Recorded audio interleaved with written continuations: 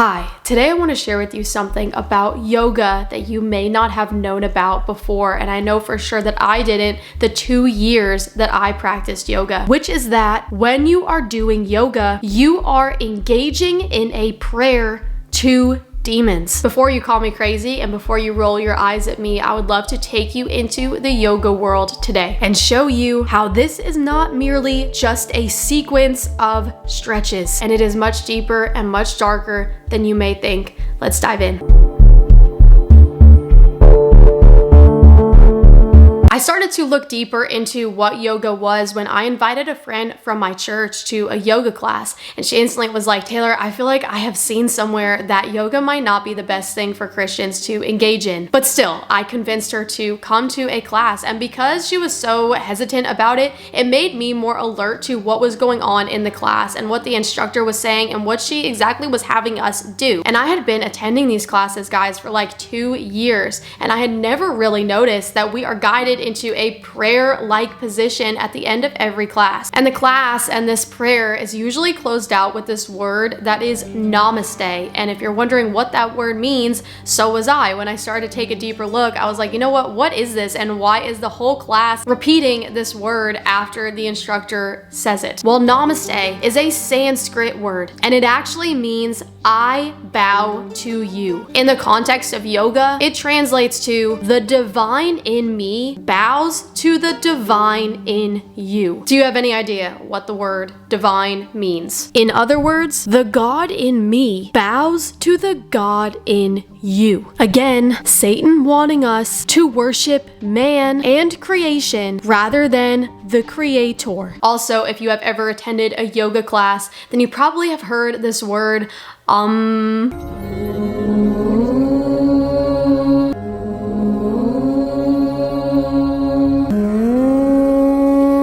which is a sacred syllable believed to represent the sound of the universe. As Christians, we know better than to pray to the universe because the world is passing away. And none of this, guys, should be surprising due to yoga's origin. The word yoga was first mentioned in ancient sacred texts called the Rig Veda. The Rig Veda is a collection of over 1,000 hymns in 10 chapters known as mandalas. The Rig Veda is all about karma and devotion to multiple false gods. The practice of yoga is associated with the false god Shiva, who is often depicted as the first yogi. Shiva is said to have passed down the teachings of yoga to his disciples, who then spread it throughout India. And wow, if you know anything about the devil, then you know that he is God's biggest copycat, and he obviously has his own gospel that he is trying to spread around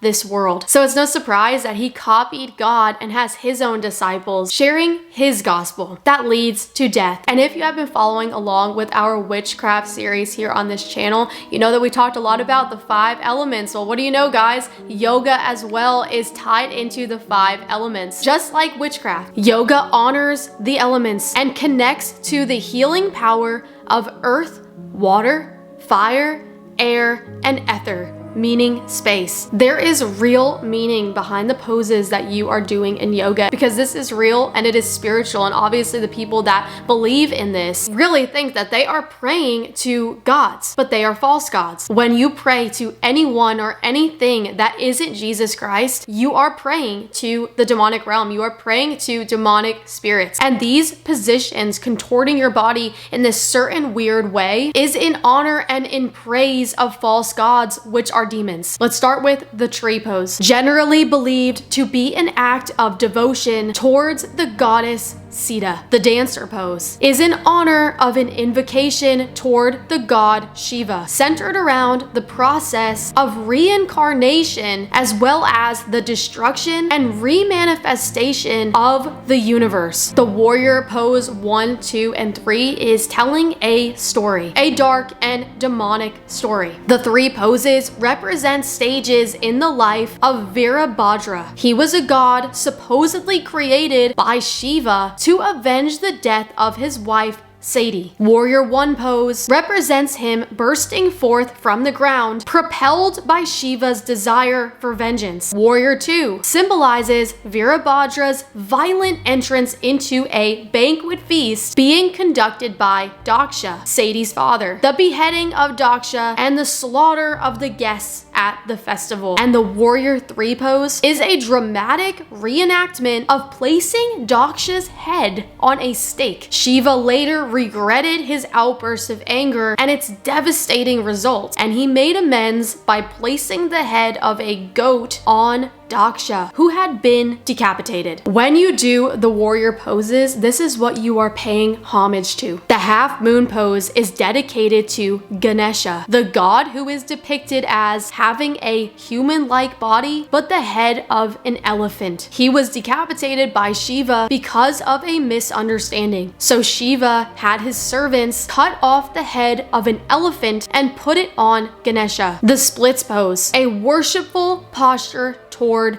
Hanuman, who is part monkey and part human in his appearance and is considered the false god of wisdom, courage, and self-discipline. The goddess pose, a worshipful offering to the fierce, dark, intimidating goddess named Kali. One Hindu writer explains, Kali is a Hindu goddess of death, time, and destruction. She is the Shakti, the divine feminine power, regarded as the mother of the entire universe, and is a symbol of contemporary womanhood, especially in the West. This is considered to be the mother of the universe, this gory goddess of death. And again, we know as Christians that this is a demon. And essentially, when we do this pose, we are praying to this demon. We are invoking this demon. The crocodile pose, associated with the river goddess Ganga. The cat cow pose, a worshipful offering to the female deity Saraswati. One advocate suggests use this practice to call on Saraswati whenever you need to remember your highest truth from within. If you read your Bible, then you would know that the Apostle Paul was very clear about this. He actually covered everything we talked about in this video. What am I trying to say? Am I saying that food offered to idols has some significance or that idols are real gods? No, not at all. I am saying that these sacrifices are offered to demons, not to God. And I don't want you to participate with demons. And it doesn't matter what your intentions are behind yoga, because it doesn't change the fact that it's a spiritual practice. It's not just a stretching that gives relief from back pain and people feel good about it initially, but as people keep doing it, it becomes spiritual and people won't even know that the transformation has happened in their minds. People won't know that. And until the past few decades, Christianity has been extremely against Eastern religions. Why? Because they contradict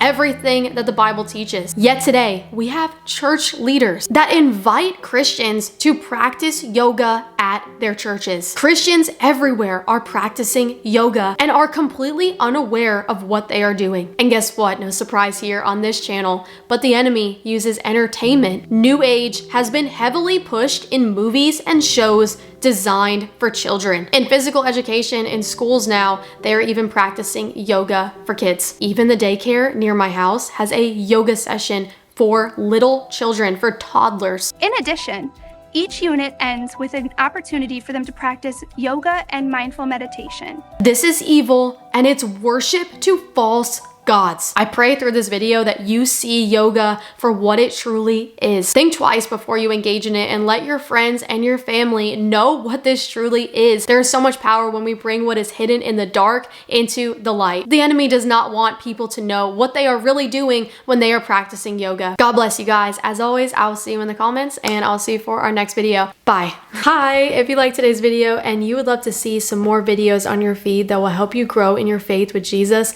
go ahead and hit that subscribe button, hit that thumbs up button before you leave today, and I will see you guys in the comments. As well as if you would also like some more tools to help you grow in your faith with Jesus, you can head to my website at tayalicia.com and you'll find a bunch of stuff on there. God bless you guys.